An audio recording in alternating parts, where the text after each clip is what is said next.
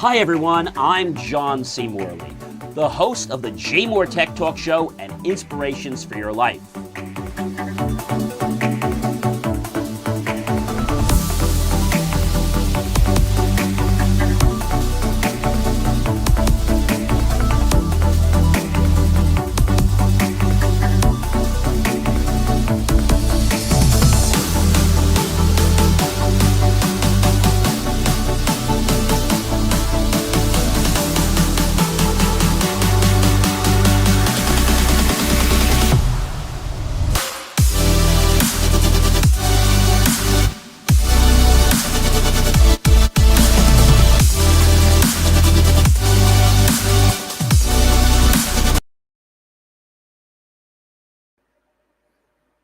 Well, hey everyone, it is John C. Morley here, serial entrepreneur. Great to be with you guys again. This is our second show for 2025. For those of you who don't know, we have just celebrated 3 years, and we are our second show into Series 4. Of course, you can catch more great content that I produce at believemeachieve.com. And check that all out. Well, this is the place where we share all kinds of great information and stuff that you guys want to know the answer to. That's stuff about technology, things that you should be aware of, pretty cool gadgets and stuff like that. So this show's title today is Tech Chronicles: Privacy, Power, Plays, and AI Frontiers. Again, this is Series 4, show number 2. Welcome, everyone. So if you do miss a show and you want to recatch it, no problem. Just visit believemeachieve.com and we'll get that over to you so you can check it out. Do want to let you know of a new change that we have made. In 2025, all of our shows, regardless of what show it is, are adhering to a strict time frame. So our Inspirations for Your Life shows are adhering to a 28 or 29-minute time frame. JMOR Tech Talk Show is adhering to a 58 or 59-minute time frame, give or take a second or two, because we have had requests from our syndicators that they would like the time to be more consistent, and we want to comply. So welcome, everyone, to the JMOR Tech Talk Show. I am John C. Morley, serial entrepreneur, not only a podcast host, but also a podcast coach. Welcome to another exciting episode of the JMOR Tech Talk Show, where I explore the most impactful stories in technology, innovation, and cybersecurity. This past week, we've curated a powerhouse lineup of tech updates, global developments, and industry surprises.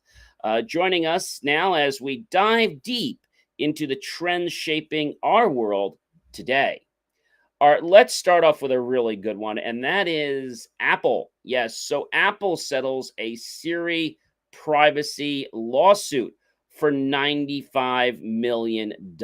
So Apple has agreed to a $95 million settlement over claims that its Siri assistant violated user privacy by recording conversations without consent, triggered accidentally by sounds resembling "Hey Siri." The lawsuit, covering violations from 2014 to 2024, allege that Apple disclosed these recordings to third parties, including advertisers. Plaintiffs cited incidents where private discussions led to targeted ads, raising concerns about unauthorized data collection, including from minors, etc.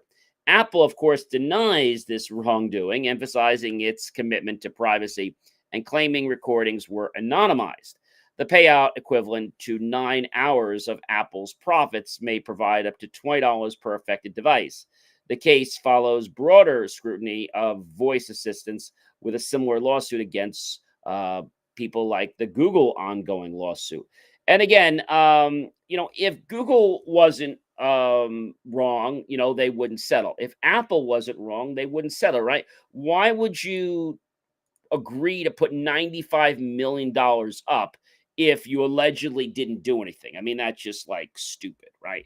So Apple's privacy is concerning people, yes.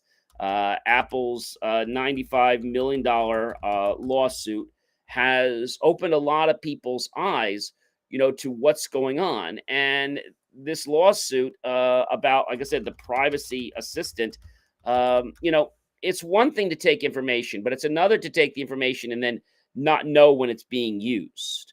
So I think we definitely have to keep tabs on Apple and all the other companies that are recording your voice. We know not too long ago there was actually a gentleman and a lady, not related, and they had found out that their voice was used for something when they were doing some type of an interview or a project, and they didn't even approve their voice to be used for this. So, that's just pretty bad, below the belt on all levels. And so I just want to let you know that when these companies do something wrong, they're going to pay. All right, our second story comes to us today about the U.S. considering restrictions on Chinese drones. This is a very, very hot topic. So, the U.S. Commerce Department is considering new rules to restrict or ban Chinese drones, citing a national security concern. Public comments on the proposed regulation are open until March 4th, 2025. The focus is on drones with Chinese or Russian components, which are believed to pose risks of remote manipulation and data breaches. This follows recent legislative actions, including a potential ban on sales of new drone models from Chinese companies like DJI and Autel Robotics. DJI, which dominates the U.S. market, has faced allegations of data security risks and compliance with forced labor laws, all of which claim to deny this. And, final decisions are expected to be hitting up, very soon. But it's January 20th, 2025 that they're hoping to make the decision on whether this is going to be allowed or disallowed. I think the problem with a lot of these companies is, they start out with good intent, right? And then, when they smell the profits or, they get a little bit of success, they get a little cocky. And in addition to that, they don't think that they need to worry about it because, hey, they're making so much money, it's not our problem. But what we've learned in the past from Google, from Yahoo, from Yelp, from Amazon, and so many other companies, that it doesn't matter how big you are, if you do something wrong, you are going to pay the piper. Now, it might not be today, it might not be tomorrow, it might not be even this year, but you eventually will pay the piper. So we're going to keep what's going on with the drone situation and the potential restrictions on our radar. So we'll let you know what's happening there. This is a cool one, ladies and gentlemen. Tesla's Cybertruck explosion investigation, and it is ongoing. I mean, this is just like unbelievable. So, a driver was recently identified in a Cybertruck explosion en route to Las Vegas. And the U.S. authorities have identified the driver involved in a Tesla Cybertruck explosion near Las Vegas and traced its route leading up to the incident. Preliminary investigations revealed no evidence of terrorism, labeling it as an isolated occurrence, quote unquote. Officials are working to determine the cause of the explosion, which occurred during the vehicle's journey. The investigation includes analysis of vehicle data, potential mechanical failures, and any external factors that may have contributed to it. The event has drawn significant attention due to the high-profile nature of Tesla's Cybertruck and its ongoing rollout. Now, Tesla has been having lots of issues, right? That's no shock or surprise to anyone here. But the thing is, when they have these kinds of issues, they need to do the right thing, and they need to make sure that they're actually, that they're actually taking care of what needs to be taken care of. And that's a very, very big problem. I mean, an extremely, extremely big problem. So we're just going to have to see, what's going on, why things are happening the way they are, and we'll just have to check it out. But I got to tell you, ladies and gentlemen, this whole thing with Tesla and the cyber explosion. Well, I say cyber explosion, but really it's a real explosion. But the Tesla, Cybertruck explosion is being investigated because we don't know if it's Tesla that's at fault, or is it some other reason, right? I mean, what was the cause of this? And the thing is, they're saying it's linked back to a driver. It's still under investigation. The attack type was what they called a truck bomb. Fireworks and gas canisters and 50 caliber Desert Eagle used in suicide, 308 SLR B30 pistol that was unused. I think this whole thing about what's going on is pretty interesting because nobody really cares about anything until somebody loses a life or until somebody gets hurt or until a lawsuit gets filed. So at approximately 7:30 a.m. Pacific time, the truck arrived in Las Vegas. The truck had been rented in Colorado using Turo. It's a peer-to-peer car sharing service. And authorities suspected it had been fitted with a detonation system composed of fireworks, gas tanks, and camping fuel at 8:39 a.m. The driver parked the truck in the port cochere of Trump's International Hotel in Las Vegas, where it exploded and caught fire. The first reports of a fire were received 2 minutes after. First responders arrived within 4 minutes and extinguished the fire within an hour. The vehicle had been functioning properly, according to Tesla CEO Elon Musk, and the explosion caused limited damage to the vehicle and did not break the glass doors of the hotel's lobby entrance. The hotel was evacuated, with most of the guests moving to different locations. So 7 bystanders suffered injuries, and 2 of them were taken to the University Medical Center of Southern Nevada. All 7 people were reported to be in stable condition.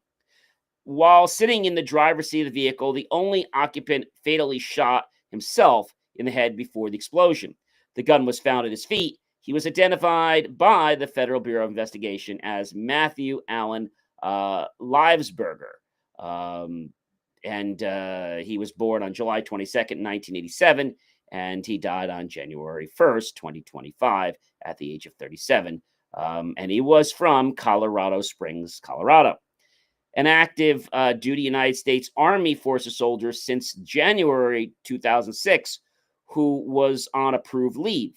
Although his body was burned beyond recognition, authorities suspected his identity before confirmations from medical reports. His vehicle also contained an assault rifle along with 2 pistols.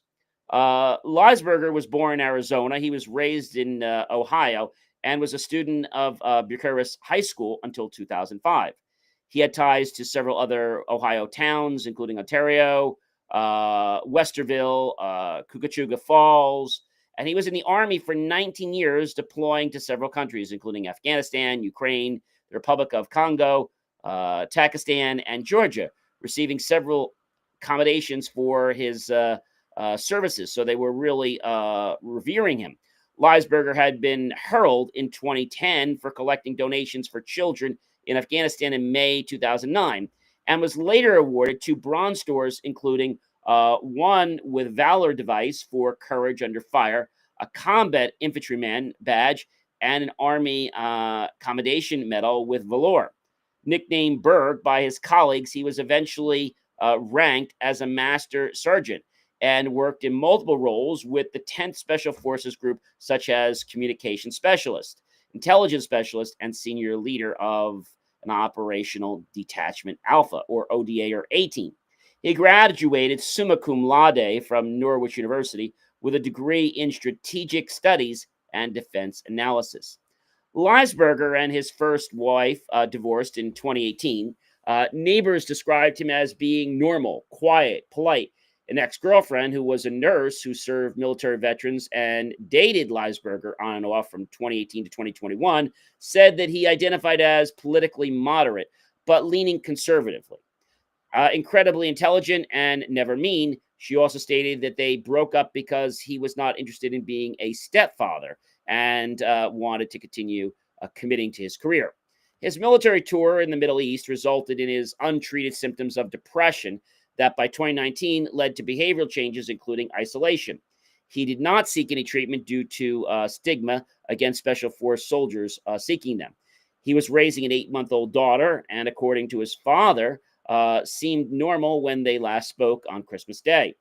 He was previously placed in a new assignment involving drones that his friends said excited him.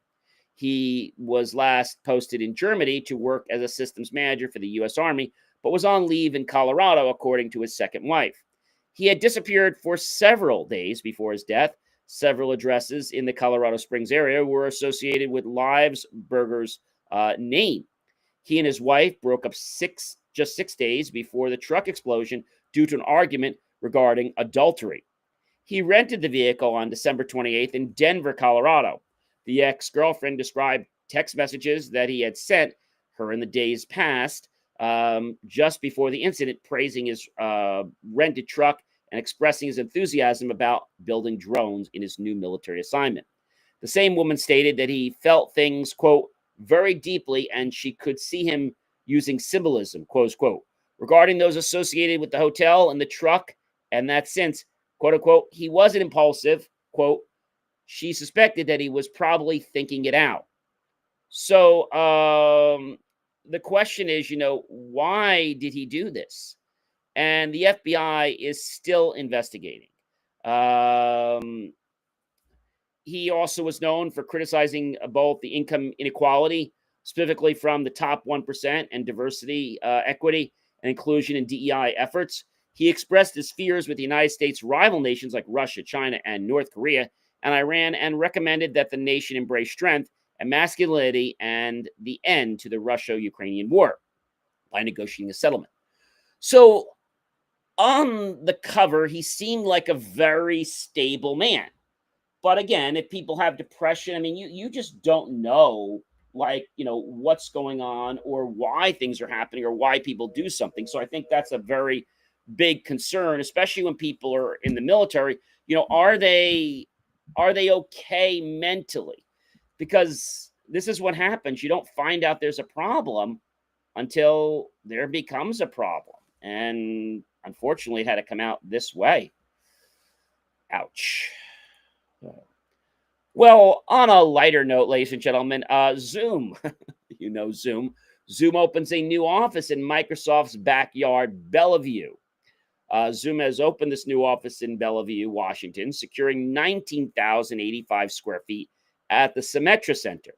This move places the company close to its rivals, Microsoft and Google, in the heart of the Seattle tech hub.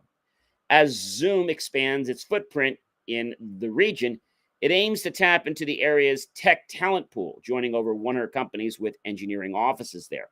The company is known for its video conferencing software and has diversified now into offering the recent launch of its AI Companion 2.0 to compete with Microsoft and Google. The expansion follows Zoom's push for employees to return to the office 2 days a week. So, ladies and gentlemen, I have to say one thing, and that is, Zoom was booming when COVID was around, right?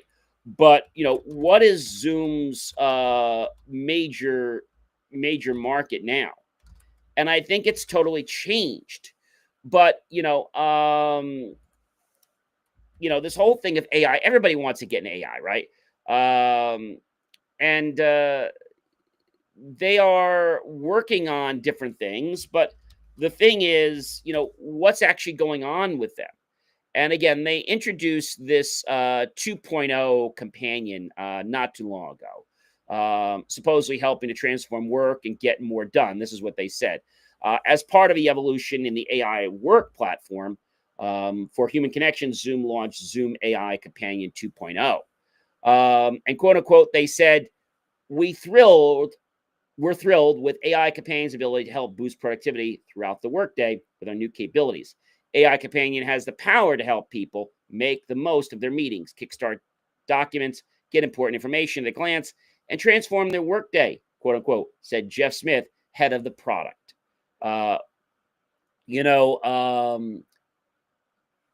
a single AI assistant available through the workday. So they have things like expanded context, understands what users are seeing in the workplace app, remembers prior interactions, and provides suggestions that are relevant to their work.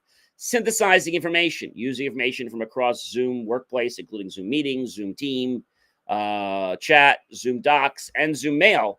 And if connected with Microsoft Outlook Mail and Calendar, Google Calendar, Gmail, and other uploaded documents, action taking. So the AI Companion 2.0 can help you identify and complete the next steps and action items. With the launch of Zoom Tasks expected that happened, as we know, late in 2024, it helped users get even more done by servicing, tracking, and completing actions across Zoom Workspace. Now, the thing is this, I mean, Zoom has now become this completely different animal. It was first being built for the purposes of what? To do conferencing. But now they're trying to get into this whole AI world. So what's going to happen? We're just going to have to see, what's going on and what they're doing. But it's obvious right now that Zoom is changing their focus. So we'll definitely keep you tuned to what's going on with Zoom and how they're changing, what they do in the marketplace. All right, Uber. Well, Uber loses a case against Seattle's driver deactivation law. John, what the heck is this all about? So a judge rejects Uber's attempt to block the Seattle's new driver deactivation law. A federal judge has ruled against Uber's attempt to block the Seattle new law regulating the driver deactivation process. The law, which took effect on January 1st, 2025, aims to protect app-based workers from unjust deactivations by requiring companies to give 14 days notice, ensure deactivations are based on reasonable policies, and provide a human review of decisions. Uber argued the law violated its First Amendment rights and was unclear, but Judge Marcia Peckman disagreed, stating the law simply regulates business conduct. Instacart has also joined Uber in the lawsuit, claiming the ordinance is unconstitutional. So I get why the judge blocked this, because, you can't just remove somebody because you feel like it, right? You just can't. So I think what she did, to be honest, was a fair decision. And these companies are just being sore losers about it. And so, the thing is, companies like Uber, Instacart sometimes temporarily or permanently bar drivers from their platforms if background checks reveal the driver have past traffic infractions. Their rating dips too low, they refuse too many rides, or they fail to upload certain documents. Some workers complained, however, that they had been denied access for arbitrary reasons, and they did not fully understand why, prompting labor groups to push the council to action. So again, this new law requires companies to write a reasonable policy for when and why drivers will be deactivated. Under the policy, the company should not deactivate drivers for failing to drive enough hours, failing below minimum customer ratings, or turning down ride offers, and deactivation should not be based on the results of background check or driver record, except in really severe circumstances by the law of the states. So the law also requires that companies conduct a fair and objective investigation and provide 14 days notice before deactivating a driver, except in certain circumstances that are very egregious, right? Drivers should also be provided with records justifying their deactivation and be given the chance to contest the decision. Finally, the companies are required to turn over internal data on how frequently and why they kick off drivers from their platforms. In the first case filed by Uber, the company argued Seattle should not be allowed to compel it to write a policy it did not agree with. The law, the company argued, quote unquote, offloads the city's vision of what amounts to an unwarranted deactivation and the harmful effects that vision is likely to bring about onto companies like Uber by forcing them to announce policies that espouse the city's views as if they were the company's own, close quote. So by restricting their ability to deactivate drivers, the city was also forcing the companies to associate with drivers it may believe are unsafe or unqualified to use their platform. The lawsuit had said this, and the Uber spokesperson said the law posed a safety risk for customers. Peckham, of course, disagreed. And I think this is just a political situation. I think the reason that Peckham disagreed is a just reason, and she's trying to protect people. So the question you might be asking, does this is something people have been asking me? Does Grubhub deactivate drivers unfairly? Well, I've known some people um, who have worked for Grubhub, and yes, several have been deactivated for no reason. Um, they call it driver care. No reason given as to why they were deactivated. Their acceptance rate was above 40%. And they sent the information out that they were dropped, but then the person sent an email to appeal, and they said it'll take 3 to 5 days to respond. By the belief is that this is how they will deal with cherry picking. Also, they are blaming drivers for late orders. Therefore, accepting orders from slow restaurants could mean suspension. That's why they told a lot of the drivers that they were suspended for no unknown reason. So people say they can tolerate a lot of baloney from these platforms, but not the kind of bait and switch. Grubhub's done this. Others have done this. And drivers are dropping many companies. So the person responded from the platform saying, nope, that's not what happened. It was for late orders or unassigned orders. Your acceptance rate does not matter. I'm sure that I'll probably be in your shoes in no time. This is from another fellow driver on the platform. So the thing about it is that I want to tell you something. If you decide to not take an order, so one of the things that they do is, let's say you're picking up a pizza pie from Mr. Smith, and as you're driving to Mr. Smith, you're basically driving to the restaurant to pick up the pizza from Mr. Smith. Right after that, or very close to it, you might be told to stop at McDonald's or Steak and what is it? Steak and Shake Shack, right? Or some other restaurant. And so what then happens is you pick up the one, you think you have this amount of time to go drop it off. But what in reality happens is now you've got a quick crunch and go get the other order right after it and then get those two delivered. And the person doesn't understand that it isn't that you're not being mindful. It's the fact that you might have one or two orders. We call that double stacking. I've seen drivers get stacked up to 3 times in a row. And it's really unfair. You might say, gee, John, it's great. They can make a lot of money because, they get 10 or they get 12 and maybe that's $36 and they did that short. But the amount of time and the aggravation and the fact that you could be late for that order could affect you. The other thing I will tell you is the only time that things do not count against you, at least I know in Grubhub and some other apps maybe too, but I know in Grubhub because I had a friend that drove for them. He said the only time, John, that I did not get, marked down or written up was when I said I can't take the assignment because it's in an unsafe area.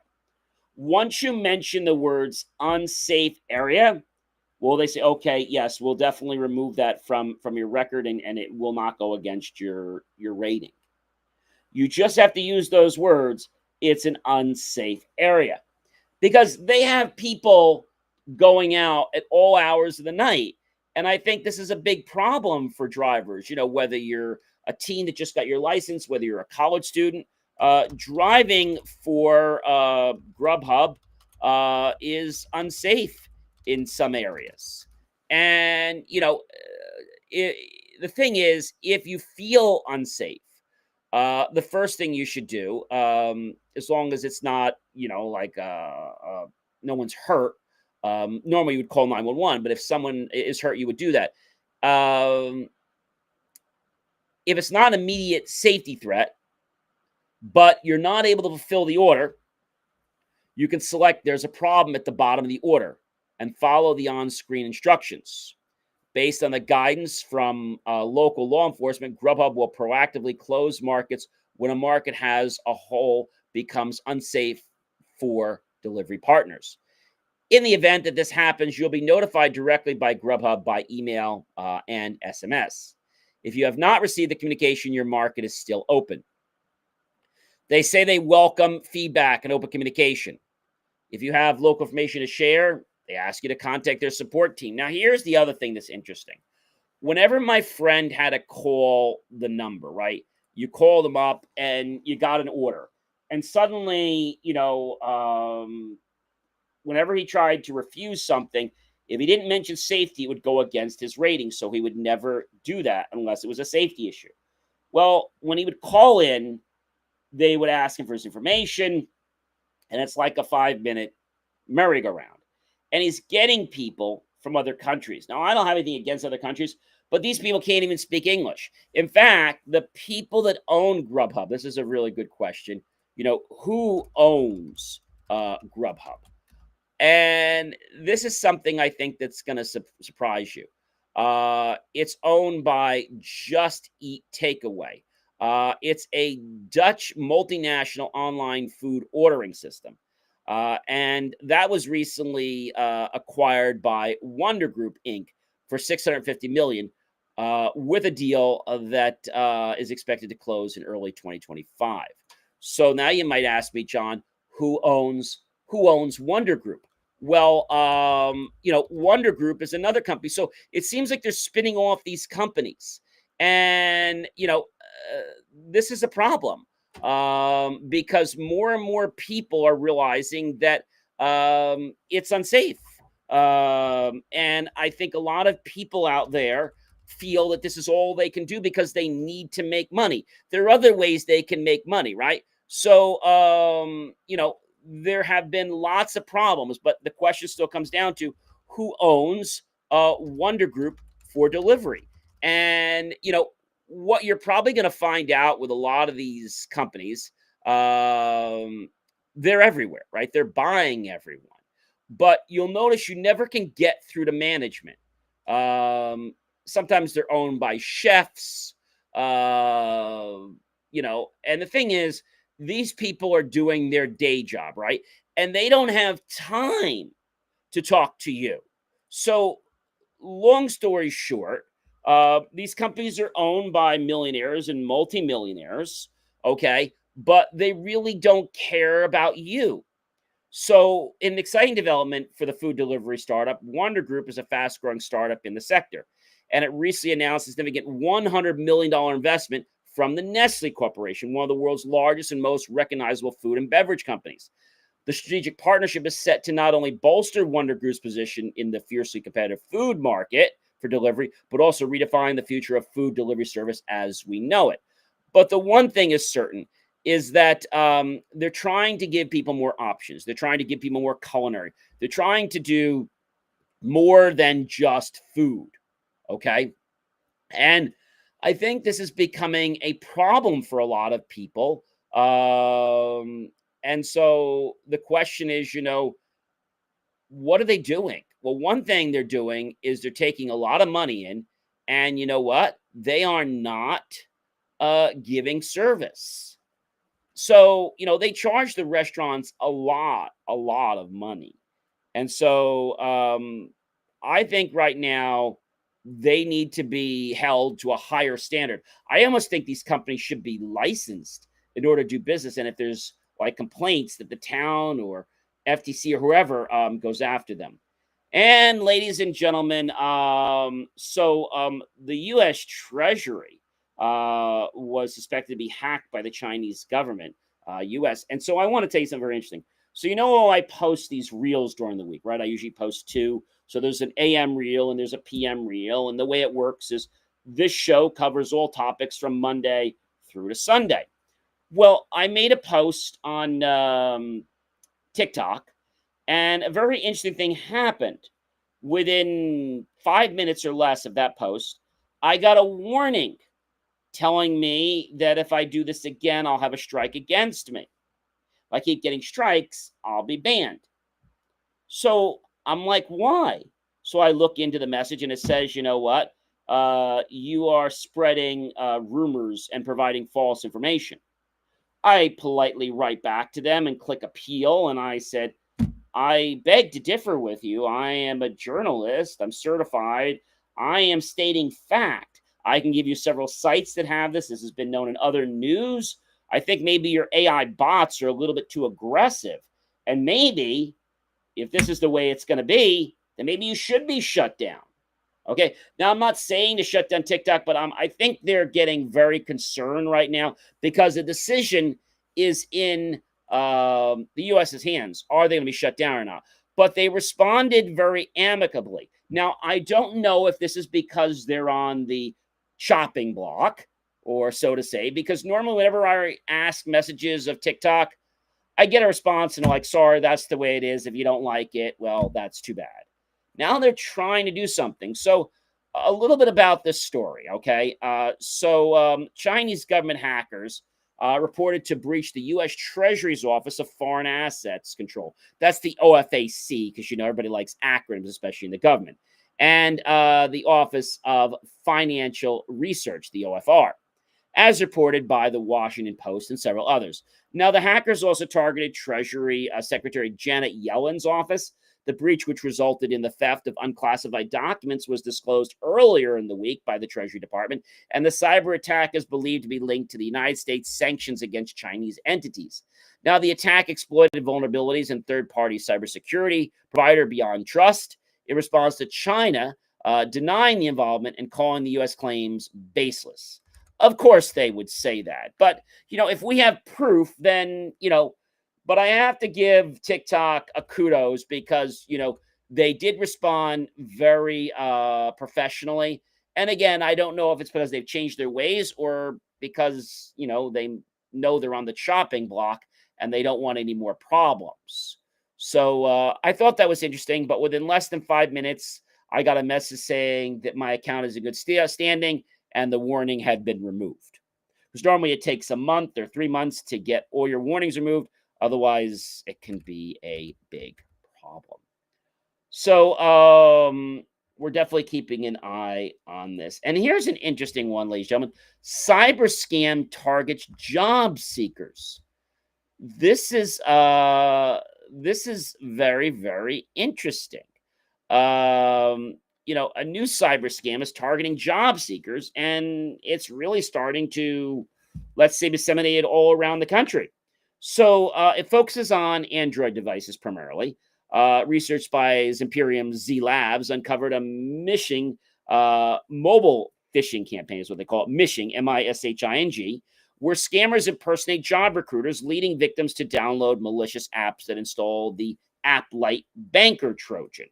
The malware can steal sensitive data like banking and cryptocurrency credentials, potentially compromising corporate devices. Experts urge caution, advising job seekers to verify job offers and links to implement mobile security measures and use multi-factor authentication. Furthermore, businesses should enforce mobile device management, MDM policies, and conduct ongoing employee cybersecurity awareness trainings. So, this is definitely an interesting thing that's happening, and we're just going to have to keep an eye on it, right? I mean, it's crazy. You should never have to download an app. Even the Fortune 500 companies don't make you download an app, right? Maybe companies like you have ZipRecruiter, you have Monster, and you have Career Builder and some other ones, but they're job boards, right? You know who they are. It's not like ADP or Merck or somebody saying, hey, download an app. No, they don't want to get involved with that. All right. So we'll have to keep an eye on that because I think that definitely is a little bit sour. And here's a really cool one. Kenyan farmers use AI to combat crop disease. This is really, really interesting. So Kenyan farmers use AI to combat the pests and the diseases. So farmers in Kenya and other countries are using online chat groups and artificial intelligence AI tools, quote unquote, to help combat crop losses due to pests and diseases. Now, new research shows chat groups modeled on those are used very similar to the ones in human healthcare and can offer benefits to farmers and enhance their communication with plant doctors, etc. Organizations such as Plant Village and CABI, which is the Center for Agriculture and Bioscience International, are using such digital tools and chat groups to expand their reach and augment the services offered through their extension agents and plant clinics. Participating farmers say the knowledge they gain through digital tools can ultimately help increase their crop yields. So it sounds like it's a good idea, but I always tell you this: we should never put AI only in charge. We should make sure that there is at least one or two humans, whether it's health data for decisions, or whether it's jobs, or whether it's even things about plants, right? Okay, so here's a cool one. Another outage. Yes, an IT outage disrupts German border control systems. This was a very interesting thing. So the German airports experienced significant disruptions on January 3rd, 2025, due to a nationwide IT outage impacting border control systems, particularly affecting passengers arriving from outside the Schengen area. No, this one was not caused by CrowdStrike. I'm very curious to know who it is. Once we find out, we'll let you know. But this was not CrowdStrike. This caused long queues, which are lines for the European people, is what they call them. And as the border police were forced to process travelers manually. Ouch. Airports, including Frankfurt and Berlin, reported delays in passengers waiting up to 2 hours at immigration, with some kept on planes and not able to get off. Dusseldorf Airport confirmed the disruption since 2 p.m. 1300 GMT time, because they use basically the military time, with passengers being provided with water while waiting. Big deal. Could they give them maybe some food or a snack? The cause of the IT issue, it still remains unclear. So we're going to definitely keep a scope on that to let you know what happened, because I just don't think that is really right, what happened there. So again, we will definitely keep an eye on it. And ladies and gentlemen, Wing Tech, Nexperia, parent to sell electronics arm. Wing Tech, the Chinese parent company of Nexperia, announced plans to sell its electronic arm, which includes contract manufacturing for smartphones, home appliances, and other electronics. This move comes amid changing geopolitical conditions, including WingTech's recent addition to the U.S. entity list for aiding Chinese efforts to acquire sensitive chip-making technology. Now, WingTech Tech intends to focus more on chip making, particularly power semiconductors, and plans to transfer the assets to Luxshare Ltd., a Hong Kong-based company. The sale represents 50% to 60% of WingTech's revenue, but no sale price was disclosed. So I think they're just going to get themselves in more hot water. I mean, they're just trying to do smoke and mirrors, but they are going to get in trouble once this recirculates around. So we'll have to see, what is going on. And ladies and gentlemen, this is a really cool one. The U.S. files a complaint against fintech app Dave and CEO.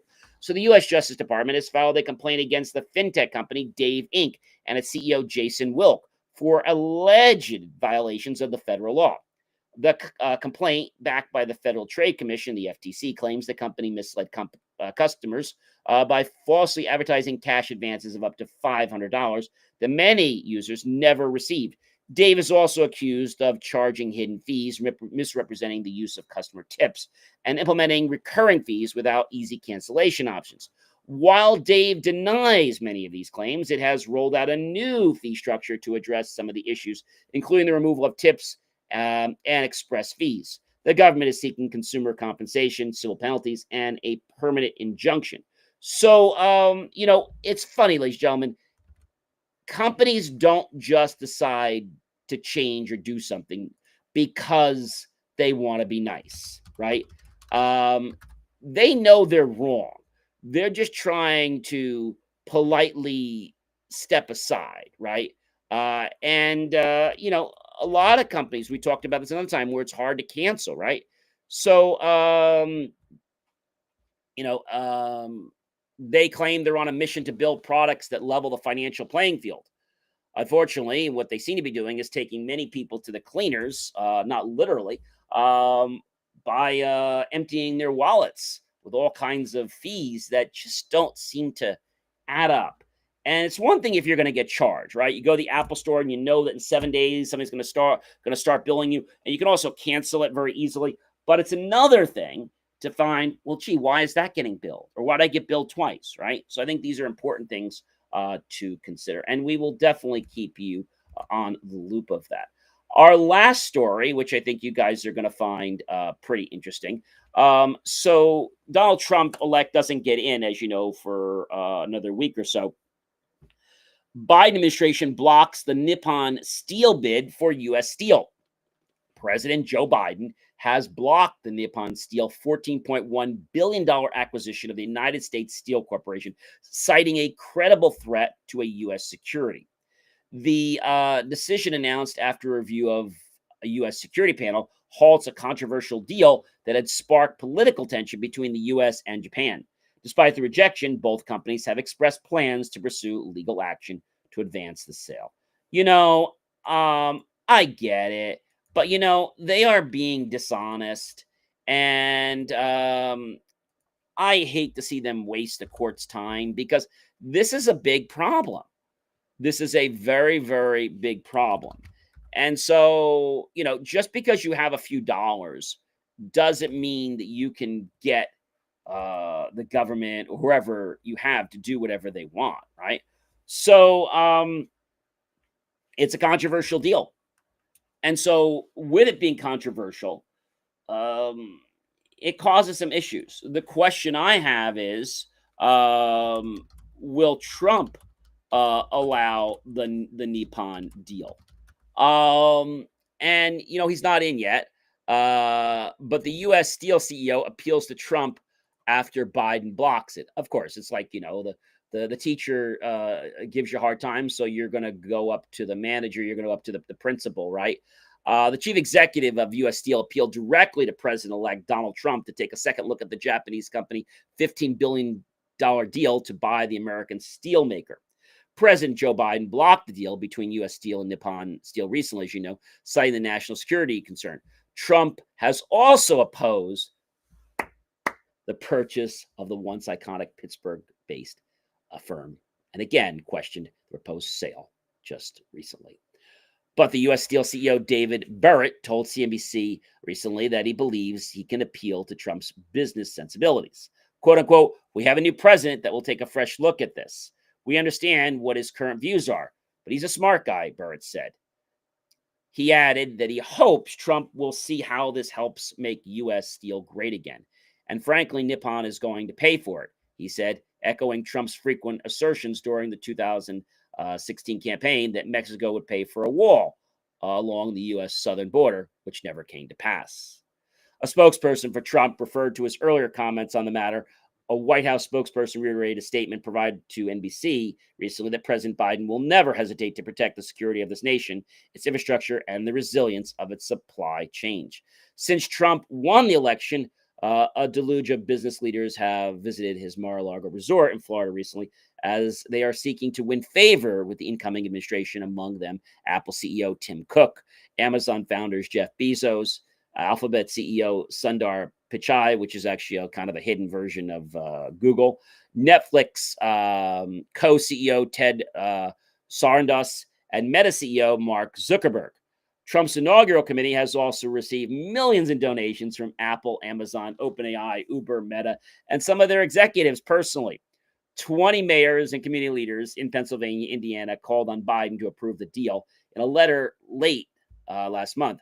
On the opposite side, the United Steelworkers International Union repeatedly pressed Biden to block the deal. It said last week that it had no doubt that it was the right move for our members and our national security, and praised Biden's decision. And I think, President Trump, I don't know a lot about him, but I think he's going to do the smart thing. He wants to do what's right for our economy, but I don't think he's going to allow foreign companies. I mean, we wouldn't be in such a mess with the Altice and the cable nightmare of them constantly going down all the time. If many of you guys have those services, I have pity for you. We do. And I got to tell you, you should never allow a foreign country to buy another foreign country's utilities. That could be water. That could be any kind of soil production. That could be anything, ladies and gentlemen, including electrical facilities, nuclear facilities, right? Telecommunication facilities, waterways. And I think most people don't understand that, Altice USA in France, they are just not doing the right thing. Altice debt is a quite a large number. And something I learned about Altice, which I think is pretty cool, I was talking to somebody, and I'm not going to mention the name, but he told me something very interesting. He said, John, he says, in the wintertime, in the summertime, we go to our cooler and, get water, which is great. But the minute, I think he said the minute summer ends, which they consider that September 1st or right around there, they turn off the water coolers in their building. I was like, why? They turn them off, not for freezing reasons. I mean, they've been on for years, because they want to save money. As soon as the summertime hits, they turn it back on. I mean, that is just poor management. And I mean, what are you going to save, right? If let's just say, I don't know, let's say hypothetically, you have an office, you have several offices, and let's just say in one office, maybe they have two coolers, right? Maybe one, maybe two, right? So that's $10. Maybe they have, I don't know, let's just guess they might have 10 offices. What are you going to save? A whole $100? I mean, come on. Even if it was $500. You're telling me that you can't afford $100 or $500 to keep your water coolers running, to keep your staff and employees happy? I mean, I have words that I can't repeat here, but those are words that are that's just stupid. That is stupid.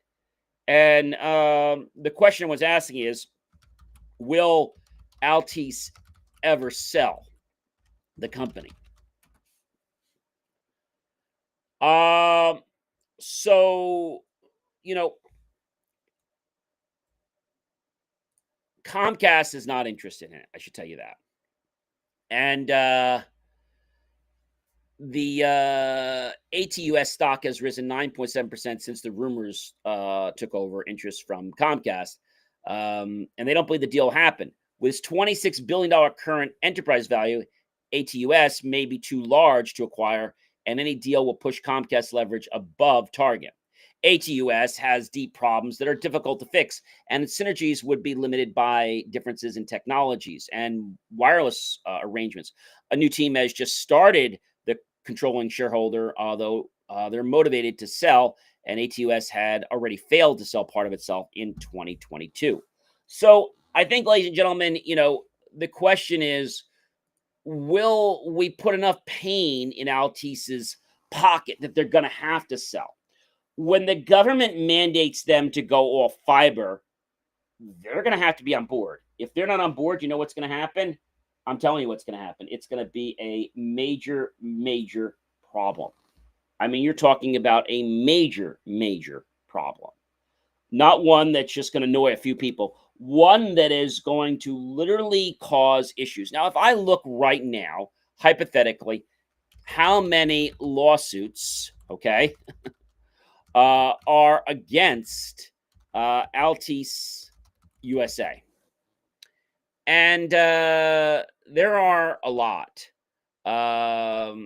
There, last time I checked, was over 258 cases. That's unbelievable. They've got litigations for securities, and I don't think this company's ever going to change. They fired off some of their best workers because now they'll hire somebody that is maybe a third of the cost. They're not giving the same service, but they don't really care. try to get through to somebody at their company. Their automated attendant is a complete joke, okay?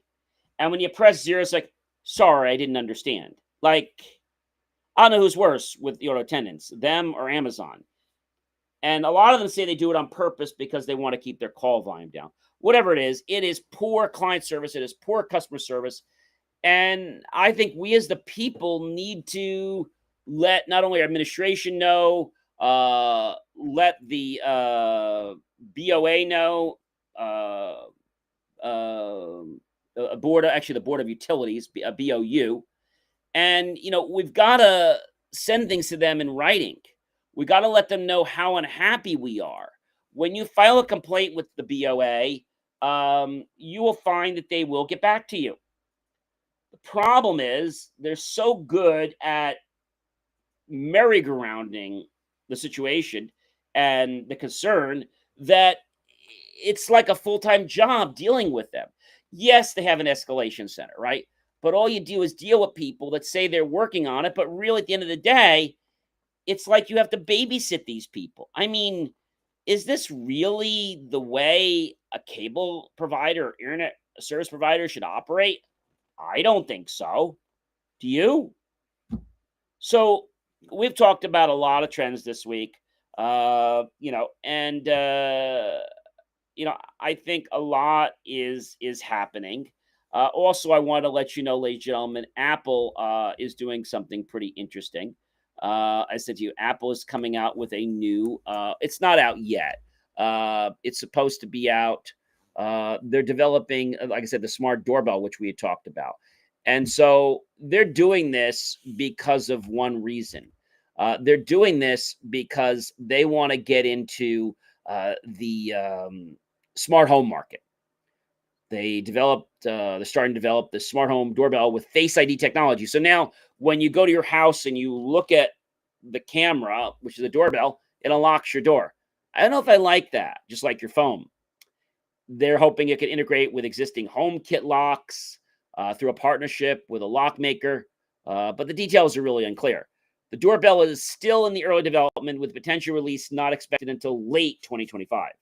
Additionally, Apple plans to expand its smart home offerings next year, 2026, including new home control devices and updates to Apple TV and HomePod Mini.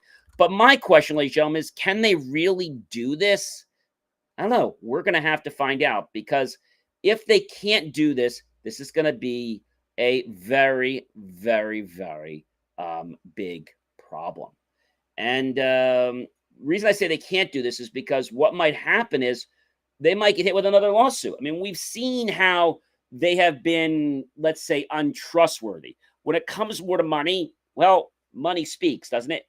It seems like the privacy and security takes a second hand. Ladies and gentlemen, I'm John C. Morley, serial entrepreneur. Do check out BelieveMeChief.com. I'll catch you guys on another show next week.